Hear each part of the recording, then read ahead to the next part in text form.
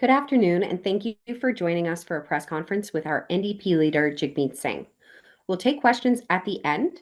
If you have a question on Zoom, I ask that you use the raise hand function.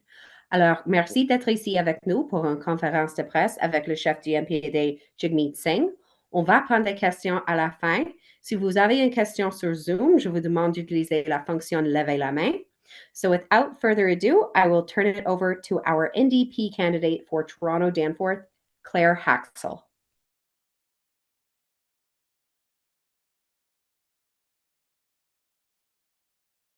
Renters in the city of Toronto. So despite doing everything right, renters are being left behind. They're falling behind every single month. The average rent in the city of Toronto is now over $2,400 a month for a one-bedroom. That is a shocking amount of money to be spending, for anyone to be spending. And yet under the Liberals, this problem has only gotten worse. And while regular folks are looking for safe and affordable housing, the big corporate developers are making a killing off of the housing market. And renters deserve so much better.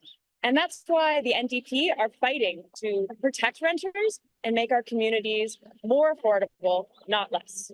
So I'm really excited to be here today to introduce someone with a plan, someone who puts the interests of you and your family ahead of the profits of big corporations. Friends, I'm here to introduce our leader, Jagmeet Singh. Wow, thank you so much.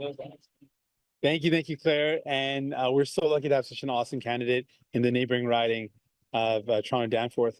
But as Claire was saying, what we've heard is a lot of word from people. And what we want for people is we want anyone that rents in this city, anyone that rents in the country, to be able to stay in their home for as long as they want and not live in any fear that they're going to lose it. We want people to be able to make friends with their neighbors, to build a community, to grow up, and to have those connections. We know they're so important. We want people to have that security, to be able to know they can stay in their home. And sadly, that is not how things are. And the reason we are in this position right now is a direct result of Liberals and Conservatives who have set up a housing market which is great for billionaire investors. It's great for equity firms. It makes lots of money for speculators, but it's not working for families, for workers, for everyday folks. It's not working. And that is not by chance, that is by design. Our housing market is really good, is working really well if you've got lots of money. You can flip properties, you can buy and sell, and you can make lots of money. But for everyone else, it is not working. And that sense of fear that I talked about is a sense that people in this building had before it was purchased by St. Jude Community Homes. Before that, there was this worry that the landlord would sell the home. And so people were living in this house, in their homes, with that constant worry that maybe a corporate landlord would sell or someone else would buy and they would get rent evicted. And that is a fear for so many people across the city. In the city of Toronto, the amount of evictions, the percentage of people getting evictions has increased by over 70%. Eviction notices are going up because corporate landlords are looking at these buildings and seeing dollar signs when the residents are seeing their homes. And that's the difference. And as Claire mentioned, we have 24 in the Toronto area, 24 Liberal MPs who have not made this a priority, have not taken this seriously. And as a result, people are constantly worried. The cost of rent is going up. People are worried about losing their homes. And if they lose it, there's nowhere else to go. But we can change that. We have to change our approach. And the first thing we have to do is keep the homes that are affordable, affordable. To do that, we have to address one major problem. For every one affordable home that's built in Canada, 11 are being lost. So what we have to do is save these homes, protect renters. This building was protected by a fund that Olivia Chow brought in. Mayor Chow brought in a fund to protect renters. And that was able to be used by St. Jude Community Homes. And so they were able to purchase the building, keep it for the community. We want to take this idea and do it nationally. BC has brought in something similar, a renters protection fund that's protecting buildings, protecting renters. We want to protect renters across the country. And so that's what we're pushing for in the upcoming budget.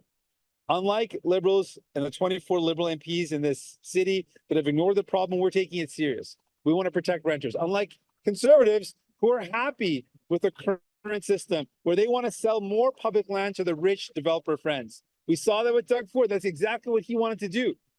And that's what Pierre Poilievre has been very open about. He wants to sell all public land to rich developers. He doesn't want to protect these renters, and that's only going to make the housing crisis worse. It's not going to improve it. Our plan is let's unrig the system.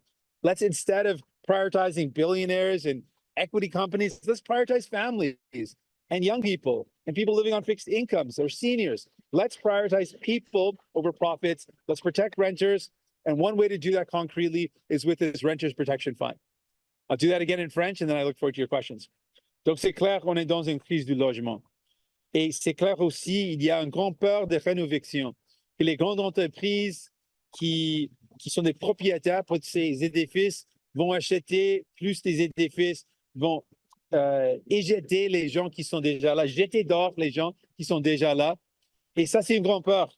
Ici, je suis à côté d'un édifice où, dans le passé, les gens, les résidents, ils avaient peur que n'importe quand, une grande entreprise va acheter leur maison et puis jeter dehors les résidents. Et je trouve ça inacceptable. On doit avoir une situation où tout le monde peut rester chez eux sans avoir peur. Et c'est exactement ce qu'on va faire. Notre demande dans le prochain budget, c'est d'avoir un fonds pour protéger les locataires. Depuis longtemps, le marché immobilier fonctionne pour les plus riches. Ça fonctionne pour les riches investisseurs. Ça ne fonctionne pas pour monsieur, madame, tout le monde. On doit changer ça. On veut changer ça. Les conservateurs veulent vendre les terrains publics aux riches investisseurs. Les libéraux n'ont pas priorisé l'importance de garder l'abordabilité avec les logements. Donc, ça, c'est pourquoi on demande ce fonds de protection. Ça va aider les familles, ça va protéger les locataires et ça va changer l'approche à ce marché immobilier pour qu'il puisse fonctionner pour les gens, pas pour les milliardaires. Merci. Thanks. With that, I'm ready for any questions you might have. We're going to go right to the Zoom line today. Sure. Right to the Zoom line. Right to you, Alana, for any questions. So we will take one question and one follow on the Zoom. Our first question comes from the CBC. Marina von Stackelberg, go ahead, please. Hi there, Mr. Singh. Thanks for taking our questions today. My first one is, should the federal government change its decision and transfer further immigration powers to Quebec? Well, with respect to Quebec, Quebec already has significant powers.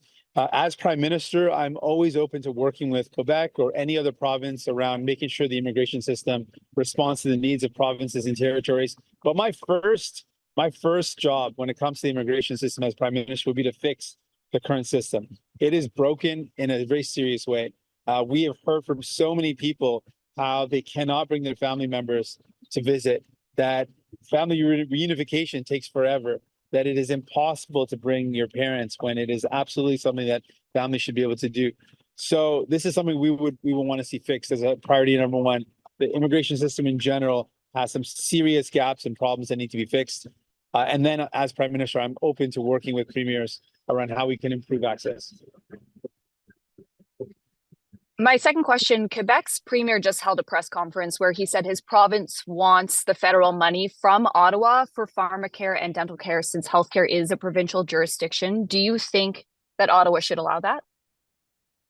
Well, we have a Sherbrooke Declaration. We support that principle. But what we said for the dental care program, we want to make sure that everyone in our country accesses the program. What it's going to do is cover people's dental care needs. If you're a senior in our country, someone 18 or under, or someone living with disabilities, this program is going to make sure you can go to a dentist and your bill is covered. The federal government is going to pay the bill, and so that you can actually get your teeth looked after. We know that's very important. We know the Conservatives are opposed to it, even though Pierre Poilievre has had dental care paid for by the taxpayers for his entire adult life. He is opposed to this coming in. And the Liberals would never have done this, but for the fact we forced them to. So this is very important. We want to make sure that people in Quebec, as well as people in Ontario and across the country, get access to this program. And so that's a priority for me. But of course, we're always open to meeting with the provinces and speaking about how this program can be better developed, delivered. And with respect to pharmacare, it's also something that's going to benefit the people of Quebec and the rest of the country. We want free birth control and free diabetes medication and devices. That's going to change people's lives to be able to have access to these very important services, these important medications. And so we're going to push to make sure that this is available for everybody.